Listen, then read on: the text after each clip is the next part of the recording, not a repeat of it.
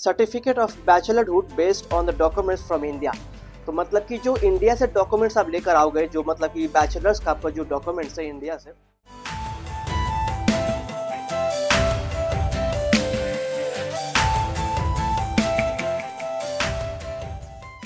तो hello what's up guys, welcome back to the channel guys. मेरा नाम है राहुल और मैं हूं अभी थाईलैंड के खूबसूरत शहर बैंकॉक सिटी में।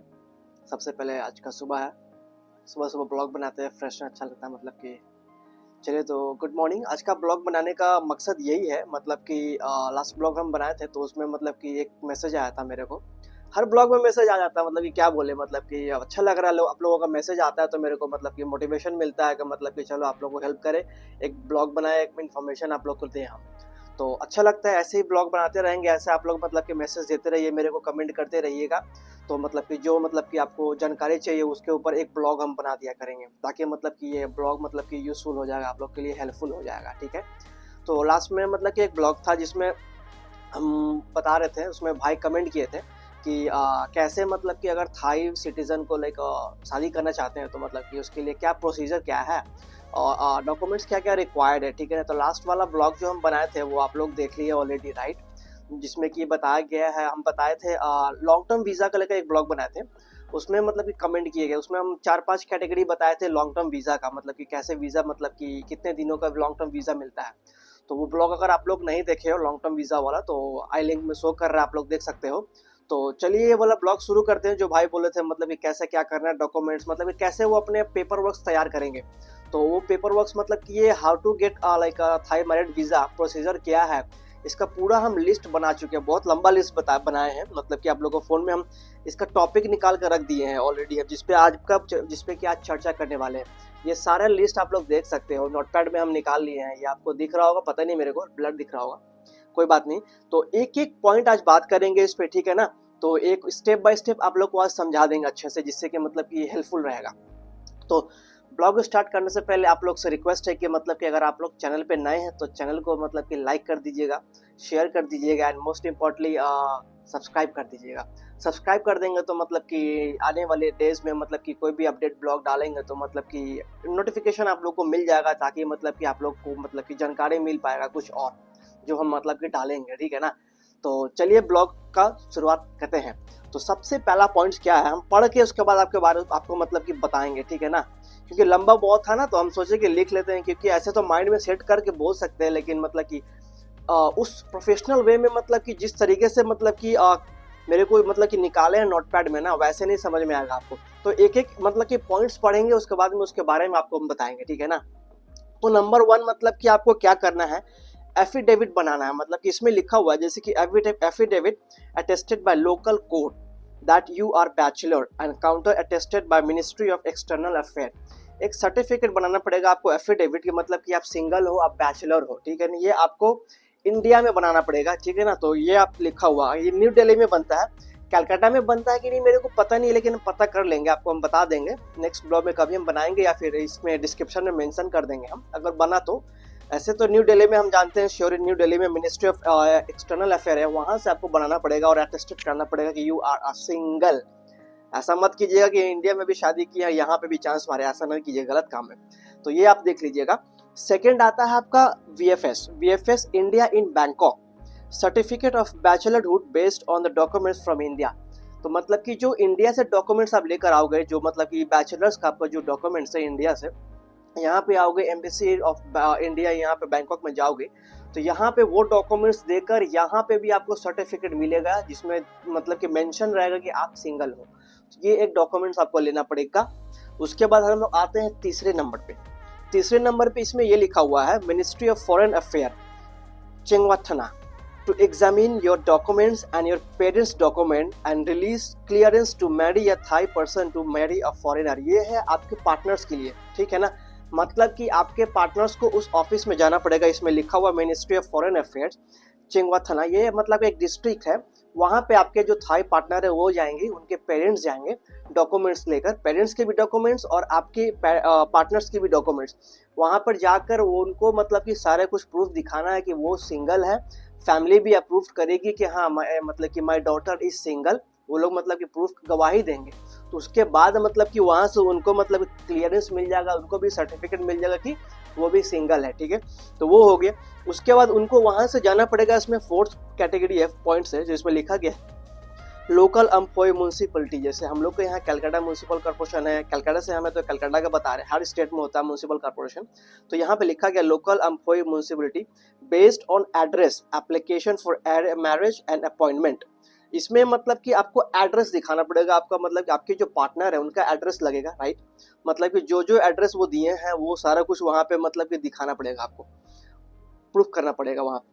उसके बाद आते हैं sign up for marriage and certificate of marriage from employ by marriage counselling officer who is authorised. जो ऑफिसर ऑथोराइज्ड है, क्या बोलते हैं, ऑथोराइज्ड है, उनका मतलब कि उनको आपको मैरिज का लिए दिखाना पड़ेगा। इसमें लिखा गया है marriage and certificate of marriage from employ by marriage counselling officer, ये एक हो गया। उसके बाद फर्दर स्टेप में हम लोग बताते हैं, जैसे कि इसमें लिखा हुआ है informing Indian embassy on marriage and registering the name of your wife. ये आपको इन्फॉर्म करना पड़ेगा इंडियन एम्बेसी में रिगार्डिंग अ मैरिज, जिस दिन आपको शादी होगा, शादी कर रहे हो वो, और लाइक रजिस्टरिंग करना है वो आपको मतलब कि इंडियन एम्बेसी में आपको बताना पड़ेगा। बिना बताए भाई होगा नहीं, प्रॉब्लम हो सकता है आपको, तो ये आपको बताना पड़ेगा। ये आपका ये हो गया। उसके बाद हम आपको बता रहे हैं डॉक्यूमेंट्स, मतलब कि कैसे कैसे तैयार करना आपको, डॉक्यूमेंट्स रिक्वायर्ड, क्या क्या डॉक्यूमेंट्स मतलब कि आपको प्रिपेयर करना है सबमिट करने के लिए एम्बेसी में, ठीक है। तो लॉयर तो उसमें लगेगा, बिना लॉयर का ये होगा नहीं, ठीक है ना। लॉयर लगेगा, एप्लीकेशन फॉर मैरिज रजिस्ट्रेशन, मतलब दोनों का एप्लीकेशन लगेगा, फॉर्म आता है, फॉर्म फिलअप करना पड़ेगा आप लोग दोनों पार्टनर का। और original passport 1 set copy both, आप लोग दोनों का 1 सेट कॉपी लगेगा। बेटर रहेगा अगर आप कलर कॉपी करेंगे तो ये बेटर रहता है, तो ये रहेगा। उसके बाद में आपका आता है original ID card. ID card तो आपका नहीं होगा, आपका, हम लोग जैसे फॉरेनर है तो उनका तो पासपोर्ट ओनली आईडी कार्ड है फॉरेन कंट्री में, बट आपके जो पार्टनर रहेंगे उनका आईडी कार्ड यहाँ पे थाई नेशनल आईडी कार्ड होता है, तो वो उसका मतलब कि कॉपी रहेगा, ओरिजिनल रहेगा, प्लस जेरॉक्स कॉपी वो भी लेना पड़ेगा उनको। उसके बाद लिखा हुआ है original house registration plus 1 copy each Thai people का, जो मतलब कि आपके पार्टनर है उनका मतलब कि घर का जो पेपर है उसका जेरॉक्स कॉपी और ओरिजिनल दोनों मतलब कि लेके उनको जाना पड़ेगा। ये आप माइंडेड क्या क्या डॉक्यूमेंट्स बोल रहे हैं आप देख लीजिएगा। ये हो गया आपका। उसके बाद में आपके जो पार्टनर है उनका single status, like single status क्या मतलब कि सर्टिफिकेट जो है वो फॉरेनर एंड थाई दोनों का वो लगेगा, उसका फ्रंट का क्या बोलते हैं जेरॉक्स कॉपी निकालेंगे, कलर रहेगा तो बेटर रहेगा, ठीक है ना। हर डॉक्यूमेंट्स का एक एक दो मतलब कि जेरॉक्स प्रिंट आउट निकाल लेना, ये बेटर रहेगा, ठीक है। उसके बाद लाइक मेडिकल सर्टिफिकेट मतलब कि लगेगा आपके पार्टनर का stating that she is not pregnant, ये भी लगेगा, ठीक है। तो ये आप देख लीजिएगा, मतलब मेडिकल सर्टिफिकेट भी कराना पड़ेगा आप लोगों को।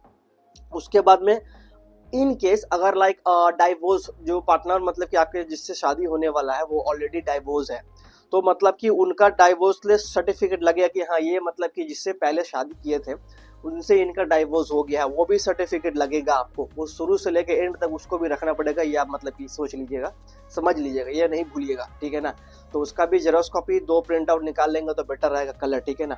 और इसमें क्या other documents such as a name, surname change अगर कुछ उनका हुआ है, जैसे कुछ डॉक्यूमेंट्स में नेम वगैरह डिफरेंट रहता है ना, तो मतलब क्या कुछ नेम में अलग रहता है, तो वो भी एफिडेविट उनको कराना पड़ेगा और आपको भी कराना पड़ेगा।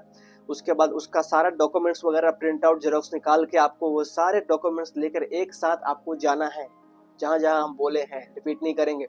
अगर आप लोग को समझ में नहीं आया अभी तक, दोबारा ब्लॉग को देखिए, दोबारा आपको मतलब समझ में आएगा कौन सा कहाँ कहाँ है, क्योंकि हम पूरा स्टेप बाय स्टेप इसमें आपको मतलब कि डॉक्यूमेंट्स को लेकर बताए हैं कैसे कैसे क्या करना है। और इसमें आपको बैंक अकाउंट रखना पड़ेगा, ठीक है ना। जैसे फॉरेनर है तो उनको बैंक अकाउंट में minimum 4 lakh rupees Thai baht, not rupees, 4 lakh Thai baht आपको शो करना पड़ेगा। वो मतलब कि 2 महीने पहले आपको 4 लाख बाट मतलब कि अपने अकाउंट में डाल के भूल जाना, क्योंकि वो ट्रांजैक्शन देखते हैं वो लोग कि अवेलेबल बैलेंस क्या है इसके, क्योंकि वो अपने कंट्री के मतलब कि सिटीजन से, आप उनके कंट्री के सिटीजन से शादी कर रहे हो, तो वो लोग भी सोचते हैं कि हाँ कि एलिजिबल है, इसका मतलब कि क्या औकात है औकात मतलब कि क्या, मतलब कि इनका कैपेसिटी है जो कि मतलब कि हमारे सिटीजन को मतलब कि शादी कर रहे हैं, पार्टनर बना रह सकते हैं कि नहीं, ठीक है ना। तो जैसे फिर से आपका सोर्स ऑफ अर्निंग देखेंगे, आपका मंथली अर्निंग क्या है ये देखेंगे ये लोग। तो आपका 4 लाख थाई बट मतलब कि मंथ में अगर मतलब कि 2 महीने पहले डाल देंगे तो वेल एंड गुड है। उससे ज़्यादा भी डाल दीजिएगा, 5-6 लाख बाद डाल देंगे रहेगा तो मतलब वेल एंड गुड। वो मेंटेन करके वो बैलेंस आपको मेंटेन करना पड़ेगा कंटिन्यू 2 महीने तक। 4 लाख से नीचे नहीं जाना चाहिए बैलेंस, ऊपर रहेगा तो मतलब कि वेल एंड गुड है आपके लिए। उसके बाद आपका सोर्स ऑफ अर्निंग लाइक आपका अर्निंग देखेंगे मंथली बेसिस में, आप क्या यहाँ पे रहते हो तो क्या आप कमाते हो, ठीक है। तो कमाते सोर्स ऑफ अर्निंग अगर आप दिखा देते हो मतलब कि 50,000 थाई बाट प्लस, तो आपके लिए वेल एंड गुड। इसमें मतलब कि बिना झिझक आपको मतलब कि सारे जितने भी डॉक्यूमेंट्स में है सारे में साइन करके स्टैंप लग के आपको मिल जाएगा, you are married, newly married now. तो ये सबसे अच्छा है। तो अगर कम अर्निंग है तो मतलब वो शो नहीं करिएगा, मतलब कि ज़्यादा अर्निंग आप शो कर सकते हो। वो अपने लॉयर से आप लोग बात कर लेंगे ना, तो वो सारे कुछ पेपर वर्क्स आपके जितने भी वो सारे वो बना देंगे आपके लॉयर्स। उनका भी चार्जेस रहता है तो उनका चार्जेस देना ना भूलिएगा। तो वो सारे कुछ कर देंगे। तो आपको सिर्फ बोलना पड़ेगा कि मेरा अर्निंग जो है वो आप ऐसे एडिटिंग करना या ऐसे बनाना मेरा, ठीक है, शो करना ऐसे कोर्ट में। तो सारे कुछ मतलब कि पॉसिबल है यहाँ पे। तो ऐसे स्टेप बाय स्टेप है, मतलब कि आपका जो सर्टिफिकेट है मैरिज का ऐसे मिलता है। ये सब करने के बाद में मतलब कि लास्ट वाला जो ब्लॉग बनाए थे हम वीज़ा के लिए, मैरिज वीज़ा, उसमें जाता है। इतना कुछ तैयारी करने के बाद में फिर आप जाओगे सबमिट करने के लिए, तो आपका मैरिज वीज़ा फटाक से ऐसे करके मिल जाएगा ये डॉक्यूमेंट्स। तो ये ब्लॉग पूरा आप लोग को कैसा लगा मेरे को कमेंट में ज़रूर बताइएगा। और कुछ इन्फॉर्मेशन चाहिए होगा तो मेरे को डायरेक्ट मैसेज आप लोग इंस्टा पे कर सकते हो, लिंक अभी शो कर रहा है इंस्टा का। तो लाइक कीजिएगा ब्लॉग को, शेयर कीजिएगा, सब्सक्राइब फिर से कर दीजिए, दोबारा बोल दिए सब्सक्राइब कर दीजिएगा। तो चलते हैं, आपसे मिलते हैं अगले ब्लॉग में। तब तक के लिए पता है ना क्या, अपना ख्याल रखिए और स्टे देसी।